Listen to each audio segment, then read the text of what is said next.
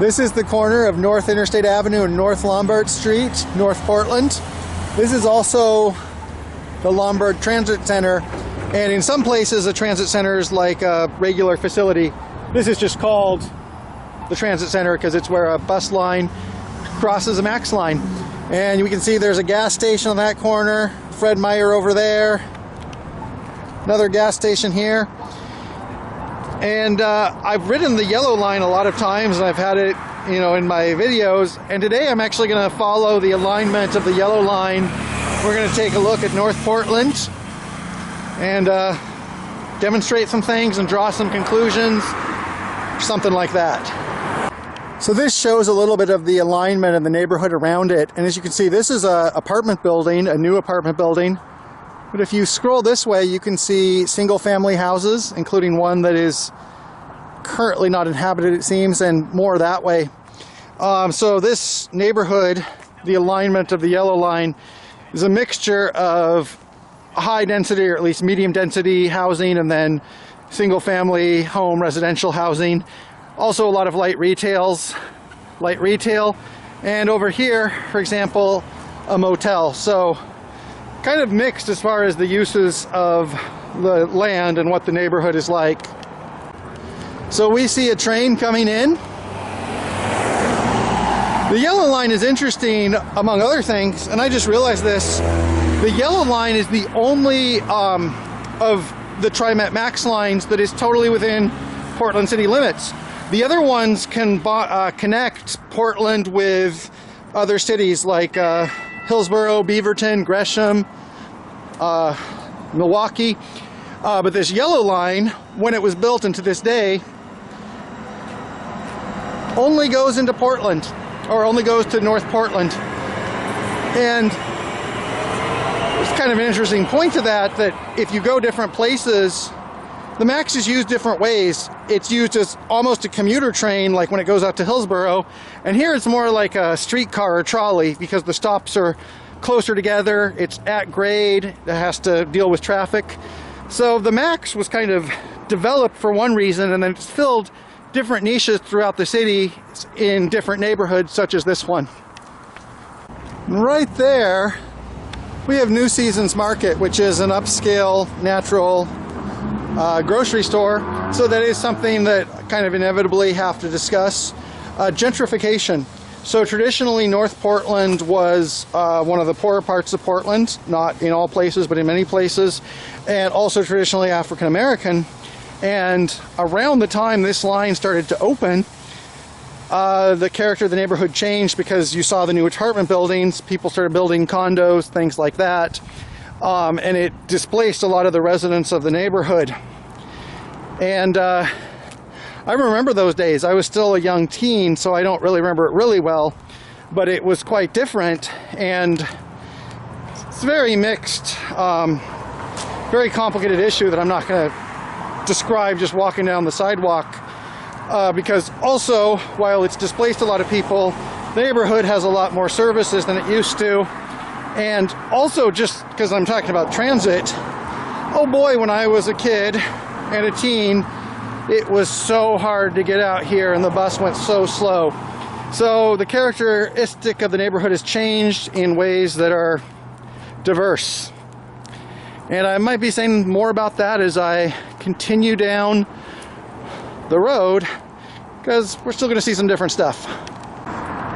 Just a few blocks later, here's an example of the type of project that's gone up. You know, really dense housing. Now, I'm not going to say that everybody who lives here is a digital marketing consultant that moved to Portland from Pittsburgh 3 months ago, but that might be the stereotype here. And a lot of times it is younger people, tech people. We're living here, taking the train into Portland. And I don't know how much the MAX is directly involved with that, or if it was just a catalyst. But it has changed the neighborhood, where you see a lot of these new housing projects. And you'll also see, like we saw with the New Seasons, a lot of new retail. Over on the other side, you can see this one-story brick apartment building built in a courtyard shape. The courtyard is on the other side. And then over there you can see a single family home, and then you can see one of the new apartment buildings. So there's still a mixture of different types of building styles here. One thing, this is also directly along Interstate. If we were to go just a couple blocks off, we would probably be in neighborhoods that were predominantly single family homes. And in fact, when I get to this corner, so you can see just right off the interstate, we're to what looks to be kind of a typical suburban neighborhood. And then here we have these big old apartment buildings. So here's another train coming in. This is a Saturday evening, so it might not be the most active time for the train. Kind of the way I travel, a lot of times I'm taking transit when it's not at its peak usage. Along this stretch of interstate, which is kind of the center of the yellow line, don't quote me on this, but like the stops are like maybe a half mile apart. And there's, I think, 4 or 5 of them before it either goes north, goes to Delta Park, which is kind of on the fringe, and then it goes south past Overlook Park. So it's not the busiest MAX line. It was built in 2002, and it's not the busiest. In fact, it might be the least busy, but it's still pretty well utilized, especially at certain times of day. And also here we see the 72 passing by, so these are important crosstown routes. And that's transit in North Portland. This is the Perch PDX, and somewhere in this building people are playing Settlers of Catan and drinking organic wine. There's also like a little restaurant on the floor, so multi-use, residential above dining or commercial, so full featured. One reason I chose this alignment, other than it just kind of fit my day and kind of brought up nostalgic memories, is that a lot of talk about transit in Portland, and Portland is a very transit-oriented city for its size, has focused on the idea of like density, and that Portland is very dense. And a lot of people who've written about Portland Transit, and in fact there's a really good video on YouTube about Portland Transit, really focus on like downtown Portland and, you know, what tourists can do downtown with the MAX, which is important. But, you know, the MAX wasn't built to bring tourists to do Voodoo Donuts, and it certainly wasn't meant to bring Portlanders to Voodoo Donuts, because Portlanders don't go there. So one of the reasons I want to show this is show, you know, you have like this old economy paint store here, you have residential neighborhoods right there, is basically to show that transit in Portland is not just for the twee, and it goes through, you know, medium to residential, suburban residential areas. Medium density, you know, we have 3 or 4 story apartment buildings, we have single family homes, we have gas stations, we have supermarkets, we have big box stores. So one of the questions I have is that a lot of times people think that, you know, transit works in Portland because of the way the city is laid out. Portland has a lot of neighborhoods that other cities have. Portland looks a lot more like Cincinnati than it does like New York City. So, you know, that's the question. Why is transit more popular in Portland than in Indianapolis, Cincinnati, Columbus, a lot of these mid-sized cities? And it's not due to the way the city is built, as you can see from this. It has to do with both political willingness to build the infrastructure and kind of cultural comfort with transit. You know, in Portland, if you tell people you're going to take a bus or a train, they don't think that's a sign of destitution. That's kind of a complicated issue, and I can't address all of it right here, but what I can do is show the reality of how things look on the ground. Here's another point, a personal note, when we talk about, you know, old Portland. This store, Hobbies Unlimited, Planes and Trains, model railroading shop. I remember when I was maybe 4 or 5 years old and my mother would take me into Portland long before there was a train here, when it was just the old articulated number 5 bus from Vancouver.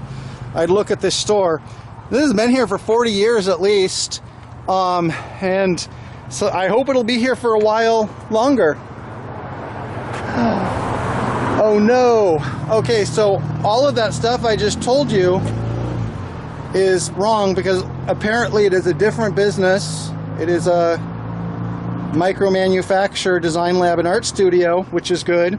And I guess they just kept the hobby shop here. So I guess things do change even when it's not apparent that they have changed from the outside. So over in the distance you can see a sound blocking wall, and here's North Interstate Avenue, and over there, basically 2 or 3 blocks away, is Interstate 5. And I actually just learned this the other day. I'm surprised I didn't know this. This road here, Interstate, is also 99 West, which goes a couple blocks from my home in Corvallis and goes through places like Monroe. And this used to be, before the interstate, the Eisenhower interstate system, this used to be the main road that went from Seattle, crossed the bridge, and then, you know, became the highway into Portland. And when the freeway was built, it turned this into just a neighborhood road. So that is one of the things that's changed this neighborhood, and the freeway is still a problem in a way because it creates a lot of noise, and it divided the neighborhood in two because it's like a cut down freeway and there's only a few bridges over it. So there's been a lot of changes here. There's another train. It's a Saturday, so they're on a lesser schedule, but I've still had several pass by. And over there is the Alibi, the center of ambience of North Portland. So part of this being the old, you know, highway into Portland is it used to be the center of motels. Back in the 1950s, they built a lot of motor hotels, they still called them. And even after that shifted, and now we have our normal, you know, chain corporate hotels off the freeway, the hotels are still in business here. So they're kind of distinctive, and they have a lot of these old neon signs. So it's another thing that's an interesting memento of what this neighborhood used to be like. This is Overlook Park station, and right over here, por pura coincidencia, is Overlook Park. So this is kind of where I'm gonna, you know, this is the end of the main body of the yellow line, and I'm gonna take a walk around the park and I'm gonna see the overlook. And the reason this park is called Overlook Park is because it's in the bluffs over the Willamette River, and from the right viewpoint you can have a good view of all of Portland. And I also like this view right here because this shows industrial Portland, which is a thing, and then over there you see downtown Portland. So it shows both sides of Portland, which maybe is something I'm stressing too much. You know, I'm trying to go against the reputation that Portland has now. It's just a fun place to eat vegan cupcakes and show, like, you know, there is a lot of industrial infrastructure here. The rail lines, you see the Union Pacific Tower down there. And then over in this direction, we can also see the docks. We can see the grain elevators that are so important. See the freight yards. And then beyond that, you can see, so we have the freight yards. We have a grain elevator. We have a lot of other docks type stuff over there. Then we have, you know, upscale residential areas, the West Hills. And then over there we have Forest Park. So it shows how the natural, the cultural, and the industrial all come together. And I sound like an 8th grade social studies textbook.